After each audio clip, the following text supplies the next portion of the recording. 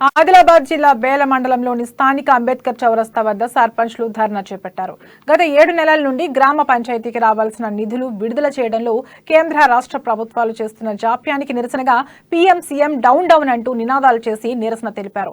7 నెలల నుంచి నిధులు విడుదల కాకపోవడంతో గ్రామాల్లో అభివృద్ధి పూర్తిగా నిలిచిపోయిందని సర్పంచ్ల సంఘం అధ్యక్షుడు వట్టిపల్లి ఇంద్రశేఖర్ అన్నారు. రాష్ట్రంలోని అనేక సంక్షేమ పథకాలను ప్రజల్లోకి తీసుకెళ్లాలని కేంద్ర రాష్ట్ర ప్రభుత్వాలు ఆదేశాలు ఇవ్వడానికే పరిమితం అయ్యారు తప్ప వాటిని ఆచరించడంలో నిధులు విడుదల చేయడంలో విఫలమయ్యారన్నారు. గ్రామంలో పలు అభివృద్ధి కార్యక్రమాలకు తమ సొంత డబ్బులు భరించాల్సి వస్తుందని ఇంద్రశేఖర్ ఆవేదన వ్యక్తం చేశారు.